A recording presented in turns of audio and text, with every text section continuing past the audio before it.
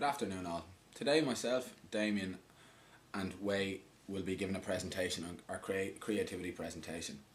The presentation is going to be on a networking site or a game called Second Life. As the question says, we already have one busy life, do we really need another? Second Life was created by Philip Rosdale, who is a real networks guru and is credited with spearheading the development of online streaming technologies. Basically anyone over the age of 13 can join the site, and although there are restrictions for members between 13 and 18 where they're not allowed into the adult areas. Here we have some pictures basically of what the site looks like and the virtual world that has been created by the members. Basically you can do anything from have a concert to design clothes for your avatar, or you can just basically live a second life. It's, as I said, it's a three-dimensional virtual community, and it's created entirely by its membership, and the members assume an identity or an avatar that they create to look whatever they want to look like, and this is a representation of themselves and their own character, and they can act however they wish to with this avatar. I just have a quick video here of an introduction of Second Life and how it works. The site goes a lot further than ordinary gameplay and roleplay.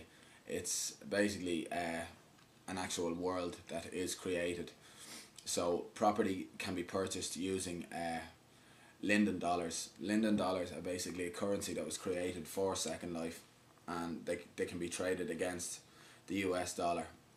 There is an actual exchange rate for the Linden dollar, and it's reported that over $64 million in US dollars is made every year from the exchange of Linden dollars currency. Because the site the game has become so popular, it's moved onwards now, and businesses seen the inevitable opportunities that came about. One of the first was Apple and Adidas. They decided that they were going to have online versions of their stores where they'd sell products to the avatars. Each people can go into an Apple store and buy themselves an Apple product, or they can go into the Adidas store and buy an Adidas product. Now obviously they don't actually get a physical product sent out to them in the mail. This product is only usable in the actual game, so it's not actually a real physical product. It's just something you buy in the shop in the game. Real estate is one of the biggest money makers in the game, and this is where you can actually make some real money. People, what they do is they can you buy land for Linden dollars off Linden Inc., who are the company, and this land can be used for development of real estate. So basically you can build a house, a shopping centre, a business, whatever you like. Adidas, as I said, already started up their shops, as did Apple, but one of the people who used it to the greatest success was Anshi Chung. And Anshi Chung was a lady from China who decided that she basically started off with a $10 membership, that is the normal membership, and bought some land, and then she sold this land and developed more land. When she kept on, she started up then her own Chung Studios, Anshi Chung Studios, and branched off into other areas. But she was the first person to make $1 million out of Second Life itself, and it is her business now, and she's started moving off into other industries as well. Other people who have decided to move in the game, or the Second Life has become so popular now that people realise that there are opportunities to get involved with politics or religion. And the first embassy to actually open on the island, on the game, was the Estonian embassy, and they actually gave help to people who wanted to find out about visas or any other political matters. Sweden and Israel soon followed afterwards, but they were used more for tourist industry. people who wanted to find out about Sweden or Israel were able to go to the Swedish embassy in Second Life and ask questions to the ambassador who was located in the Second Life world on the embassy island. It's also turned into a bit of a religious experience, and the first religious church opened when the Life Church opened online in an island called Experience Island. Another was an Egyptian owned Islam Online company has purchased land with a view to perform the ritual of Hajj in virtual reality, so people can experience what it's like before they actually go to the real thing. Another new development has been universities, where people can go to universities and actually learn in Second Life. It's not a fully you're not qualified, but you do go and you get the experience of university. There are some negatives about Second Life, and people have found out that it's not actually regulated enough. And in January 2007, there was a group of people in Second Life who decided that they'd call themselves the French National Front, and they were a mirror group of the actual French National Front, who in France have been accused of starting riots.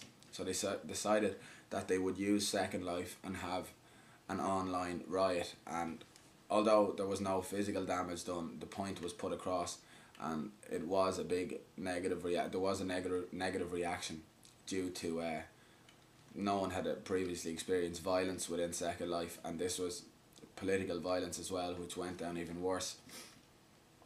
Another thing was, due to the nature of the internet, people always try and use the internet to there are people out there that try and steal and cheat and make money where they shouldn't be, and there have been several reported cases of theft within Second Life. There's been trouble because they've gone unpunished by the regulators of the Second Life world, and